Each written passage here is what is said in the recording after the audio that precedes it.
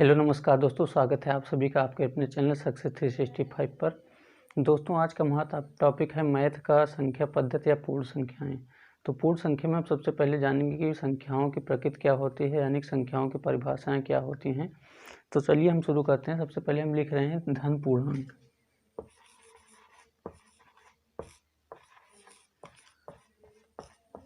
तो देखिए धन पूर्णांक को हम दोस्तों प्राकृत संख्या भी बोलते हैं,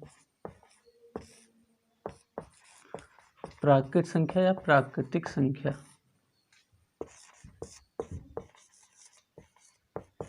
इसे हम प्राकृतिक संख्या या प्राकृत संख्या या धन पूर्णांक भी बोलते हैं। तो चलिए समझते हैं कि प्राकृत संख्या किसे कहते हैं। प्राकृत संख्या देखिए दोस्तों, कोई भी संख्या जो एक से हो और धनात्मक हो, एक से लेकर अनंत तक कोई भी संख्या हमारी प्राकृतिक संख्या होगी या धन पूर्णांक होगी। धन पूर्णांक आप समझते हैं कोई भी संख्या जो धनात्मक हो, हम इसे धनात्मक मानेंगे।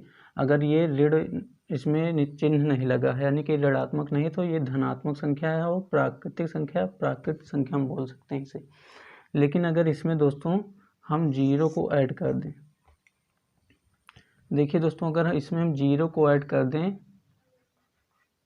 तो ये हमारा क्या हो जाता है, ये हमारा पूर्ण संख्या हो जाता है। तो पूर्ण संख्या किसे कहेंगे हम? पूर्ण संख्या वह संख्याएं हैं जो जीरो से शुरू होती हैं, 0, 1, 2, 3, 4 से अनंत तक। देखिए दोस्तों ऋणात्मक संख्या कौन सी है?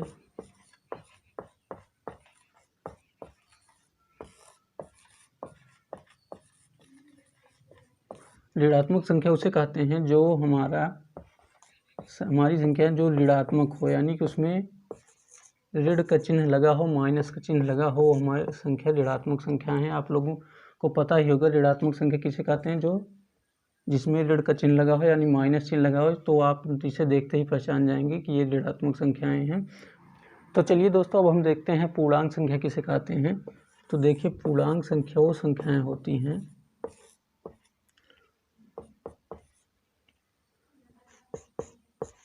ऋणात्मक संख्या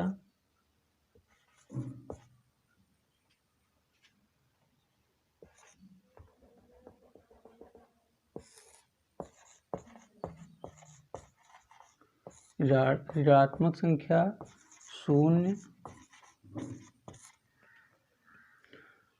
प्लस धनात्मक संख्या, यानी कि कोई भी संख्या जो ऋणात्मक हो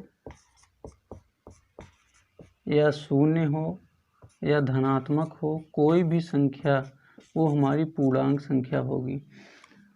3, 4, 500, 500, 300 माइनस में कोई भी संख्या, जैसे 200, -80, -50, कोई भी संख्या वो हमारी पूर्णांक संख्या होती हैं। तो चलिए दोस्तों हम चलते हैं सम संख्या और विषम संख्या में। तो देखिए सम संख्या किसे कहते हैं।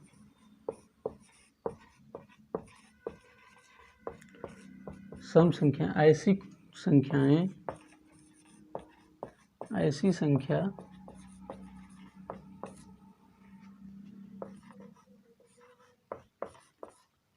जो 2 से पूरी तरह विभाजित हो जाए।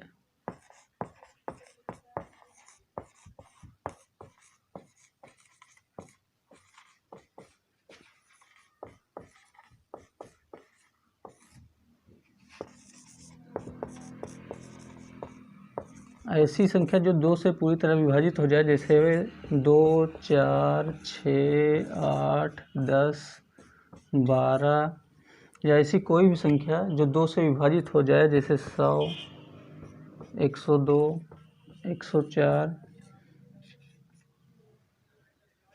कोई भी संख्या जो हमारी 2 से विभाजित हो जाए उसे हम सम संख्या कहते हैं। देखिए दोस्तों अब हम आते हैं विषम संख्या पर। विषम संख्या ऐसी संख्या होती हैं जो 2 से ना कटें, यानी कोई भी संख्या जैसे 3, 5, 7, 9, 11, ऐसी कोई भी संख्या जो 2 से न कटे वो हमारी विषम संख्या होती है। तो चलिए दोस्तों अब हम भाज्य और अभाज्य संख्या की तरफ आते हैं। तो देखिए भाज्य संख्या किसे कहते हैं? ऐसी संख्या जो एक और स्वयं के अलावा किसी और संख्या से कट जाए।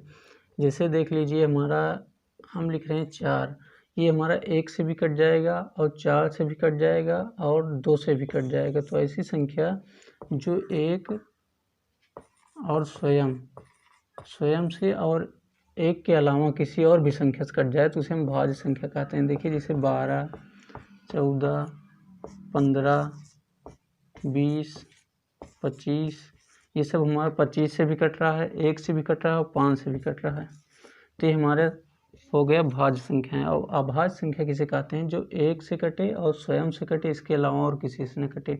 जैसे देख लीजिए 11, ये संख्या हमारी सिर्फ 11 से कटेगा और 1 से कटेगी, इसके अलावा किसी और संख्या से नहीं कटेगा, तो इसे हम अभाज्य संख्या कहते हैं। अभाज्य संख्या कौन कौन सी होती हैं? जैसे देख लीजिए हमारा हो गया 19, ये सिर्फ 1 से कटेगा, 19 से कटेगा, इसके अलावा और किसी संख्या से नहीं कटेगी। तो ऐसी संख्याएं जो 1 और स्वयं के अलावा किसी से ना कटें वो हमारी अभाज्य संख्या हो गई। और ऐसी संख्याएं जो 1 और स्वयं के अलावा और किसी संख्या से कट जाए वो भाज्य संख्या हो गई। तो चलिए दोस्तों अब हम चलते हैं परिमेय और अपरिमेय संख्या की तरफ। तो देखिए परिमेय संख्या किसे कहते हैं?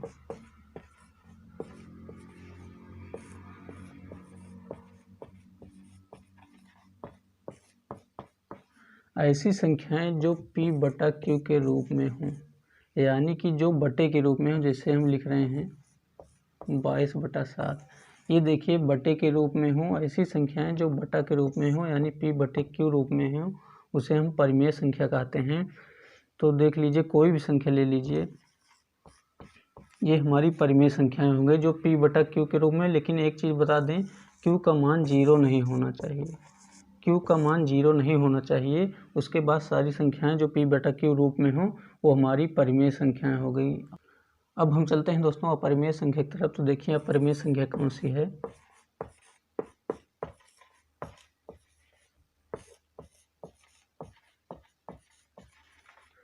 ऐसी संख्याएं जो p/q रूप में ना हो, यानी कि p/q के रूप में हम ना लिख सकें उसे, तो परिमेय संख्या हो गई। जैसे देख लीजिए √3, ये हमारा अपरिमेय संख्या है। √5, ये हमारा अपरिमेय संख्या है। 22, ये हमारा अपरिमेय संख्या है। ये बटे के रूप में नहीं है, कोई भी संख्या, ये हमारा अपरिमेय संख्या है। तो ये हमारी अपरिमेय संख्या। और एक चीज़ और देख लीजिए, ये पाई जो होता है, ये पाई हमारा अपरिमेय संख्या है। लेकिन 22/7, पाई का मान कितना होता है? 22/7। ये अपरिमेय संख्या है और ये परिमेय संख्या है। ये बहुत ही इम्पोर्टेंट है। पाई का मान 22/7 होता है, तो 22/7 जो है परिमेय संख्या है, लेकिन पाई जो है वो अपरिमेय संख्या है। पाई अपरिमेय संख्या है। इस वीडियो में इतना ही दोस्तों। अगले वीडियो में हम इस टॉपिक से जुड़े प्रश्नों को हल करेंगे।